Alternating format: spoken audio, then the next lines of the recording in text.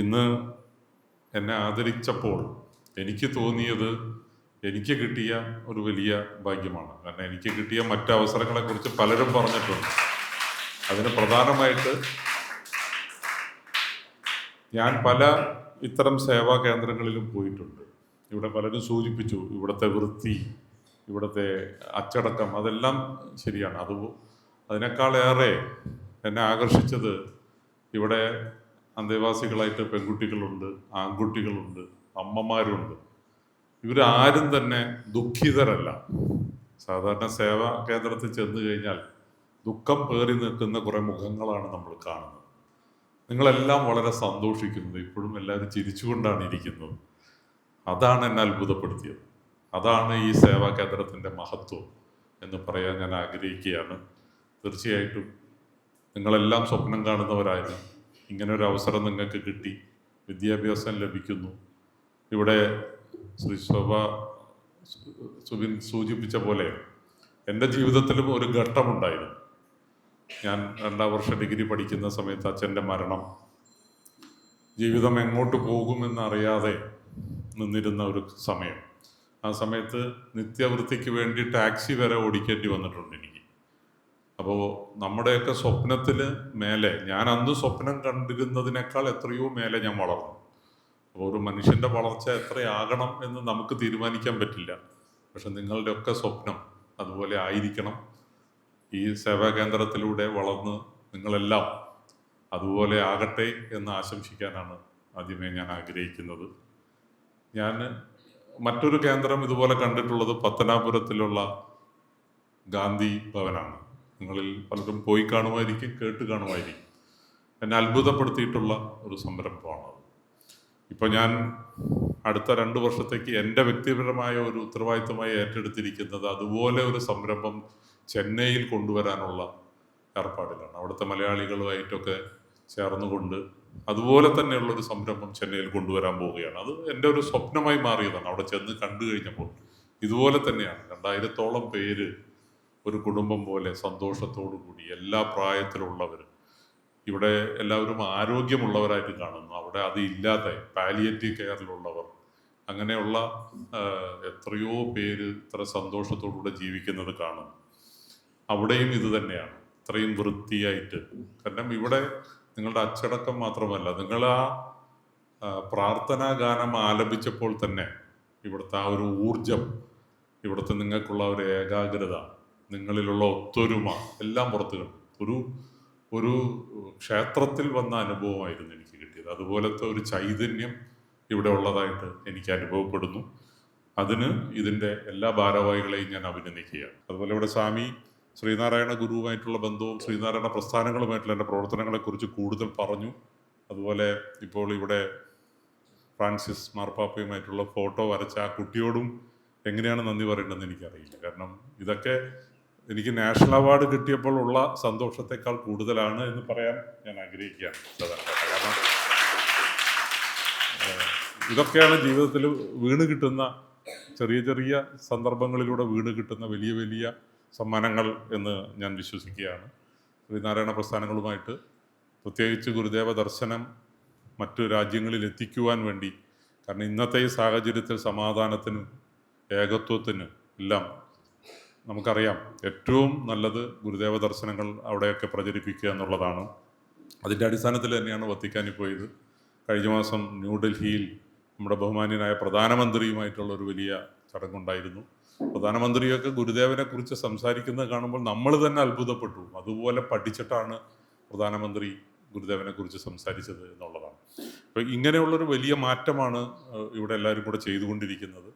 ഇത് അതിൻ്റെ ഭാഗമാകാൻ സാധിച്ചതിൽ എനിക്ക് വളരെ സന്തോഷമുണ്ട്. ഇവിടെ സൂചിപ്പിച്ച പോലെ എൻ്റെ ഭാര്യയുടെയും അമ്മയും ചോലയിൽ തറവാടിലാണ്.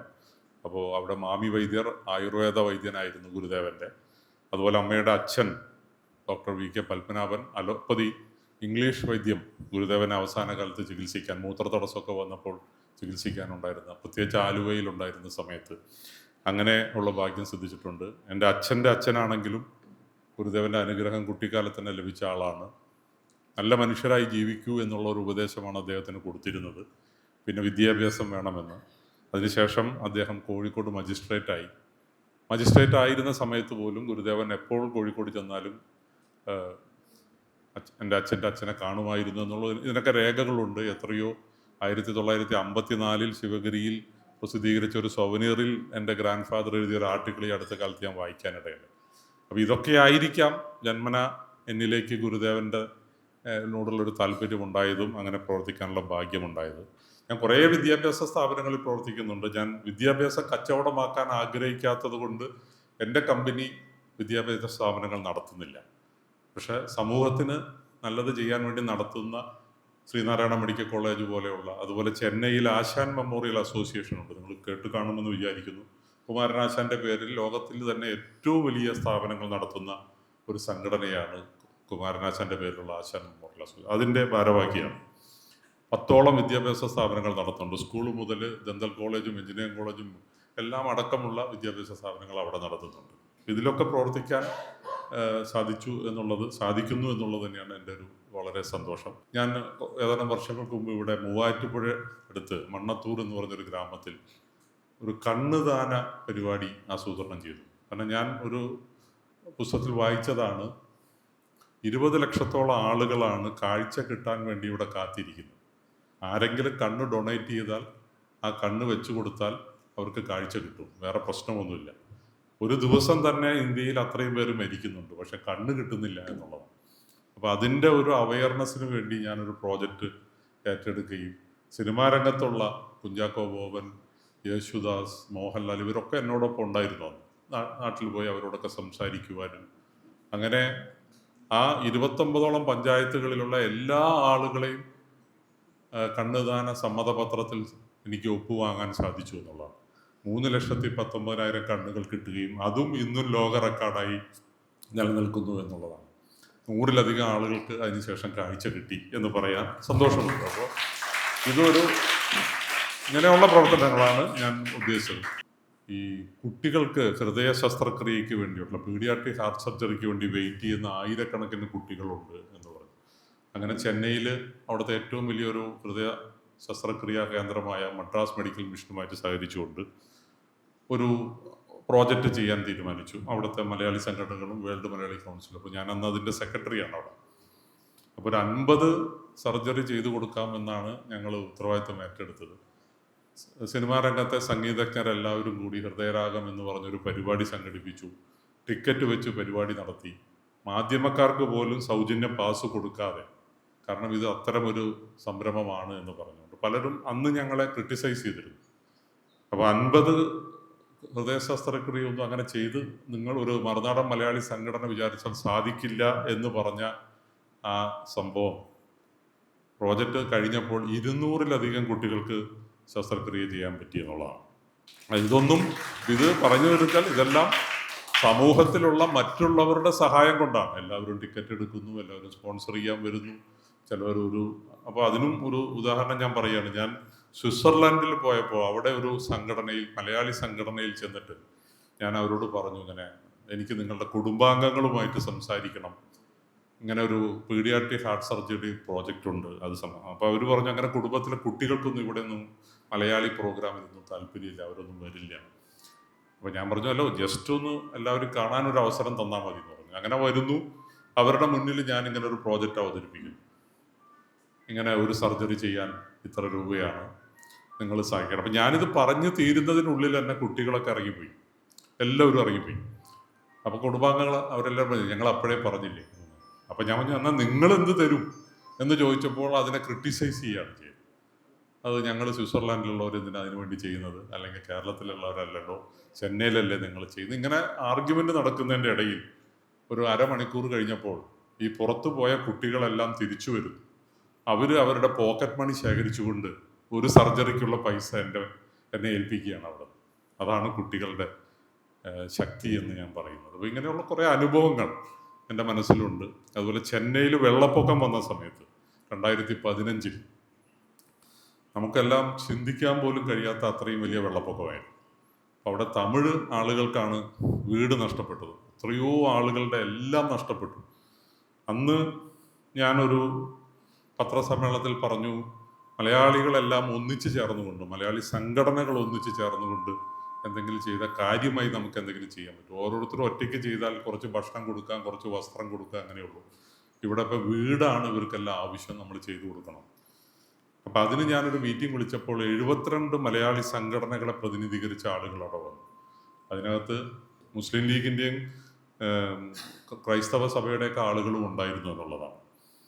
അങ്ങനെ ഞാൻ ചെയർമാനായിട്ട് ഒരു കമ്മിറ്റി ഉണ്ടാക്കി വീട് വെച്ചു കൊടുക്കുന്ന ഒരു പ്രോജക്റ്റ് അനൗൺസ് ചെയ്തപ്പോൾ ആദ്യം തന്നെ പാണക്കാട് തങ്ങളാണ് 10 ലക്ഷം രൂപ തരുന്നത്. എന്നെ അത്ഭുതപ്പെടുത്തിപ്പോയി. അദ്ദേഹം പറയുന്നത് ഇതുപോലെയൊക്കെയുള്ള ഒരു സംരംഭം വരാൻ ഞങ്ങൾ ആഗ്രഹിക്കുകയാണ് എന്നുള്ളതാണ്. കുറച്ച് കഴിഞ്ഞപ്പോൾ ഞാനൊരു എല്ലാ ഞായറാഴ്ചയും പണം സംഭരിക്കാൻ വേണ്ടി ഒരു മീറ്റിംഗ് വിളിക്കും.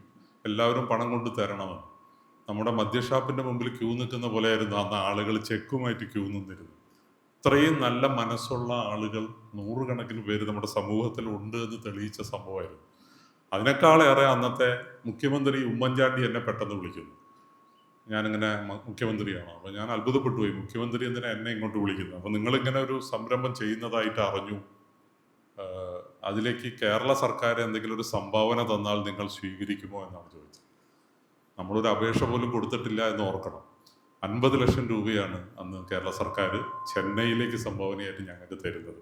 അപ്പോൾ ഇങ്ങനെ കുറേ പ്രോജക്റ്റുകൾ വ്യത്യസ്തമായി ചെയ്യാൻ സാധിക്കുന്നു എന്നുള്ളതാണ് എൻ്റെ ഒരു ഭാഗ്യമായിട്ട് ഞാൻ കണക്കാക്കുന്നത്.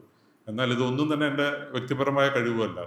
എല്ലാവരെയും ഉൾപ്പെടുത്തിക്കൊണ്ട് എല്ലാ തരത്തിലുള്ള ആളുകളും ഇതിനോട് കോൺട്രിബ്യൂട്ട് ചെയ്തുകൊണ്ട് ആണ് ഇത്തരം പ്രോജക്റ്റുകൾ നടക്കുന്നത്. ഇപ്പോഴും അതാണ് ഞാൻ സൂചിപ്പിച്ചത്. ഇപ്പോൾ ഞാൻ ഏറ്റെടുത്തിരിക്കുന്നത് ചെന്നൈയിൽ ഇതുപോലെയുള്ളൊരു സംരംഭം. ഞങ്ങളൊരു 3 ഏക്കർ സ്ഥലം അവിടെ വാങ്ങിക്കഴിഞ്ഞു. അവിടെ ഒരു കെട്ടിടം പണിത് ഇതുപോലെ മലയാളികൾക്കും തമിഴ് ആളുകൾക്കും എല്ലാം അഭയം നൽകുന്ന ഒരു വലിയ കേന്ദ്രമാണ് ഞങ്ങളുടെ സ്വപ്നത്തിലുള്ളത്. അപ്പോൾ ഇങ്ങനെയുള്ള പ്രവർത്തനങ്ങളുമായിട്ട് മുന്നോട്ട് പോകുന്ന എനിക്ക് കൂടുതൽ ഊർജം തരുന്നത് ഇതുപോലെയുള്ള സ്ഥലത്ത് വരുന്നതും ഇതുപോലെയുള്ള നല്ല മനസ്സുകളുമായി ബന്ധപ്പെടാൻ സാധിക്കുന്നതും ഇതുപോലെയുള്ള നല്ല വാക്കുകൾ കേൾക്കുന്നതുമാണ് എന്ന് മാത്രം പറഞ്ഞുകൊണ്ട് എനിക്ക് നൽകിയ ഈ സ്വീകരണത്തിനും ഈ സ്നേഹത്തിനും എല്ലാത്തിനും നന്ദി പറഞ്ഞുകൊണ്ട് ഇവിടുത്തെ അന്തേവാസികളായ എല്ലാവർക്കും നല്ല ഭാവി ഉണ്ടാകട്ടെ എന്നുകൂടി സർവീസിനോട് പ്രാർത്ഥിച്ചുകൊണ്ട് നിർത്തുന്നു. നന്ദി, നമസ്കാരം.